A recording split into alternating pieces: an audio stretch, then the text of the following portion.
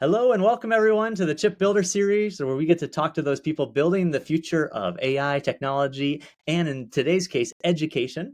So excited to have this leaper who's helping students become leaders and helping leaders become students. He takes leaps to learn and build something new, and he's used that concept of a leap to found the Experience Institute.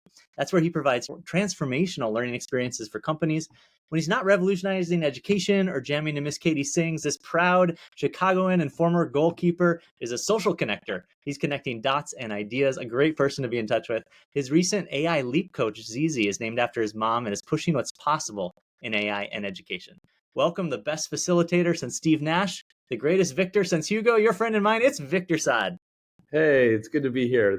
Quite the introduction, and I wouldn't expect anything less from a Scott Meyer. Oh my gosh, so good to reconnect. We've had the pleasure of knowing each other for years, and while you're in COVID lockdown, I get to talk to you. So there's small benefits to being ill, but I'm so excited to learn.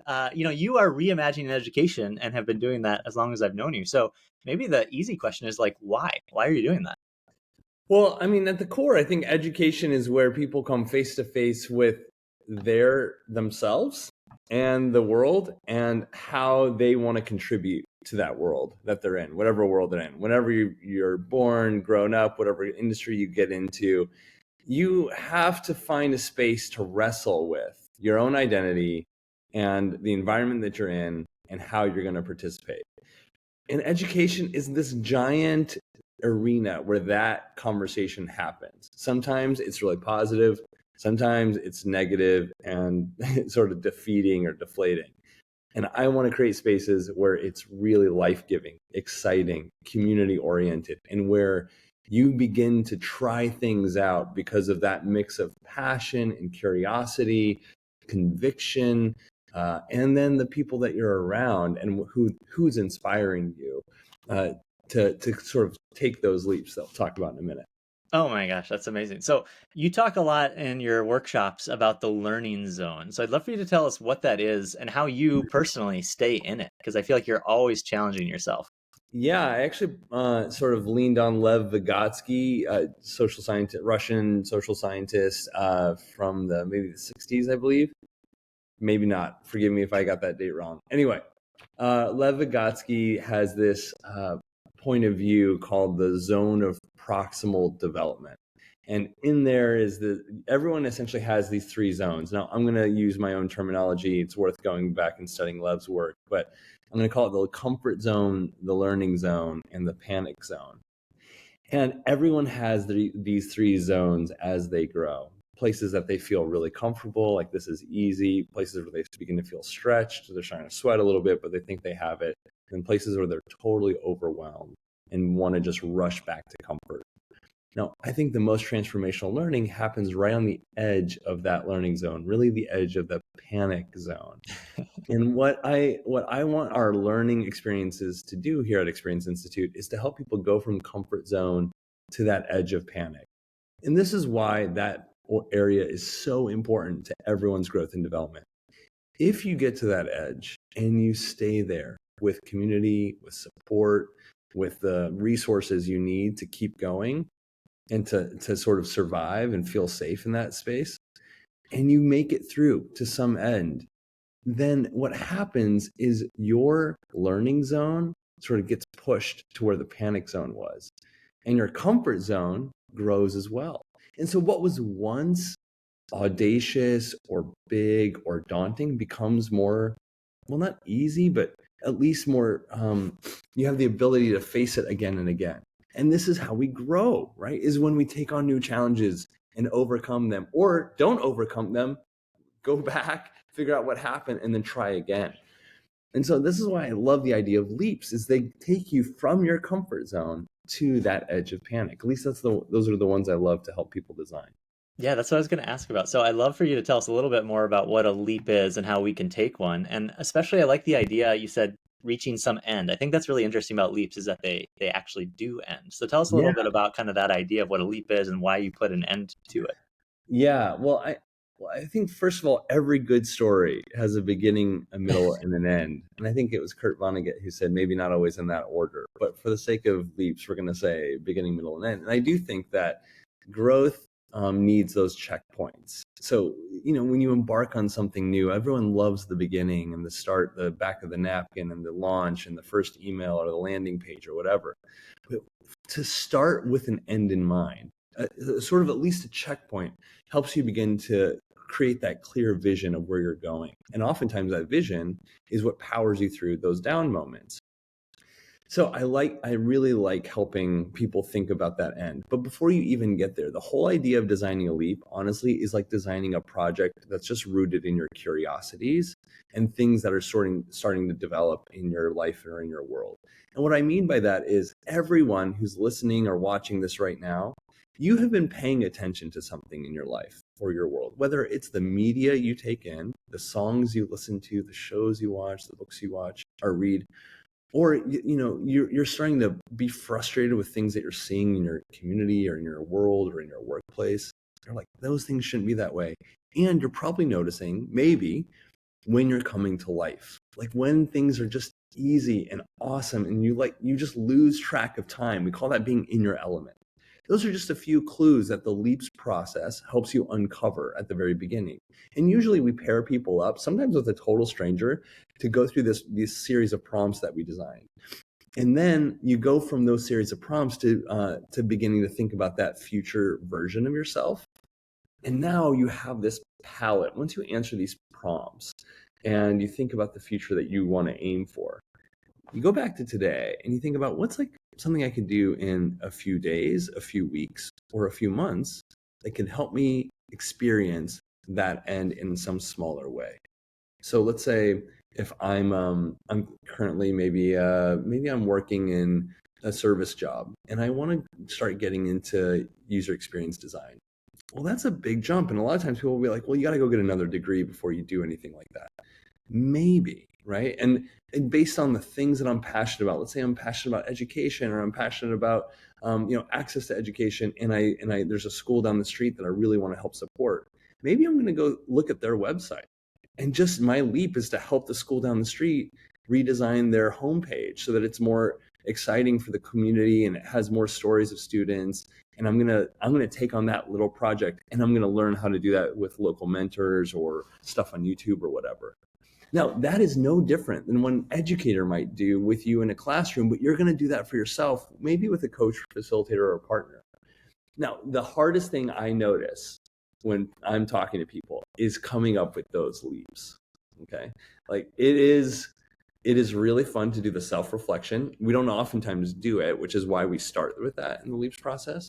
One of the most challenging parts of the whole leaps thing, it's not signing up for a class, right? It's not a degree that you just go pay for. It's not a job that you just take and it has a series of things. You have to design it from scratch.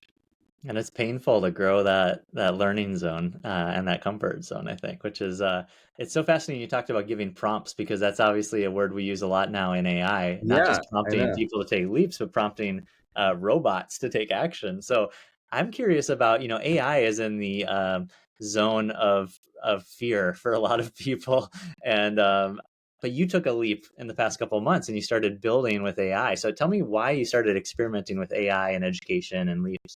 Well, I'll pick up right where I just left off. So one of the hardest things that in the leaps process, not the self-reflection is always like this really sweet conversation, whether I'm leading a group of executives who are at an offsite or a group of new hires who are starting at a company, they love getting to know each other through these prompts and you see the room just come to life.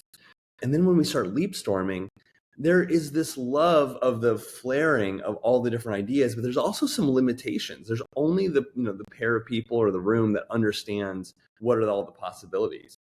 But if we put these prompts into AI and you're having this conversation with AI that has all of the past leaps, it's been trained on every leap that we've ever seen, plus it has the larger sort of resources of the internet and everything that exists on there.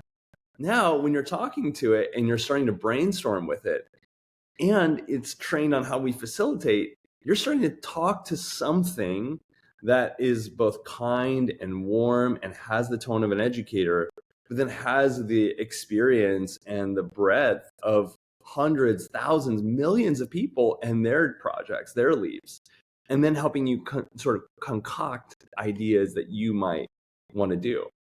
And so that's why we wanted to do it, is we want to just scale up this conversation that is oftentimes really difficult to have. And right now only happens in workshops that, companies pay for, or you're at Stanford with me in my class. How can anyone have that conversation and begin dreaming about their own learning path through these leaps? Yeah, that's amazing. So you built Zeze. So tell us a little bit about what she does and kind of what you learned building it, because I think that was a learning experience in itself. Yeah, so Zeze is your leap coach. Okay, so when you show up with Zeze, she introduces herself and then begins asking you some of the very questions that I just started mentioning here, and then she starts documenting those and putting them sort of on the side until it's time to do your leap storm. And then by the end of your conversation with Zeze, which is about 20 to 30 minutes maybe, you'll have a series of 5 to 10 ideas, some that maybe you developed and Zeze riffed with you on, or Zeze just came up with based on your answers to her prompts. So she's basically helping you widen your aperture, your ability to see all the different possibilities, or a lot more possibilities, not all of them, but a lot more possibilities about what your life can look like if you were to take on a new project, to grow into a new industry, a new career, a new pathway, or maybe even stay where you are today, but start thinking about what is your next edge and how do you do something that's playful, fun, interesting, meaningful. It might become a portfolio project or a resume thing that you're excited to talk about with your next employer or your current manager. These are the things that Zeze helps you develop. Now, the learnings, wow. Okay. First of all, Scott, you have been our champ here. I've learned so much from you about what we're doing and how to do it, and I still have so much to learn. But the first thing we did was we needed to take all of our facilitator notes from every workshop that's related to leaps in the Experience Institute sort of suite. And then we even took transcripts of workshops we had facilitated, all to train Zeze on how to respond like us. Then we needed to take a bunch of content beyond just leaps so that if someone is talking about storytelling or innovation or management theory, Zeze would have some of those things at sort of her first rim of knowledge, if you will. And then from there, it was designing these prompts, which are in sections, to have specific stop moments so that it really did feel like a text conversation or a sort of, AIM, if anyone is still, in that era of internet. But you're just basically texting back and forth with someone in these shorter sprints. So it's not too much information at once. And we're still testing that, by the way. It's not perfect yet. And sometimes Zeze gives too much information or, does too big of a response. So we're still working on the prompt engineering to make it feel like she's just asking these relevant questions and giving you responses that are meaningful to you. So the opening was the other really challenging component. How do you help someone when they first get to Zeze know what to say or know what to do, really? If we gave them too many different options, we thought it would be too kind of confusing to understand where to begin. There's thumbs up. Too confusing where to begin, but now we're sort of wrestling with what should that opening sort of button be that helps them begin. But yeah, those are a couple of learnings or lessons that we're that's amazing. It's funny. It's kind of like real life, right? Like, how do you get people when they first connect or see each other, like to start talking? Yes, like, what's the that's a prompt or the great name call tag out. or the whatever? Yeah, what's the opening line? Like, you have you're at a networking event and you want to walk up to somebody. What's the first thing you say? Yeah, exactly. It's not so different. Well, 2024 is a big year because it actually is a leap year. Yeah. And so tell me, looking ahead, what are you looking forward to taking a leap on this year personally? So the biggest thing I think we're going to do as an organization is we want to help people think about February 29th as the start of their leaps. So we're going to use Zeze in the weeks before. We're going to do two things simultaneously. First, we're trying to find hosts in dozens of countries and cities to host a leap gathering on the 29th. It's February 29th, it's extra day in the year. It happens once every 4 years. It's a great mile marker for when you might want to start something. So we're actually later this morning, I'll send the email to the initial hosts who are interested in leaps or hosting a leap gathering. And then their attendees will all get a chance to use Zeze before they come. And then the gathering will be a chance for them to debrief. What did you talk about with Zeze? What are your leap ideas?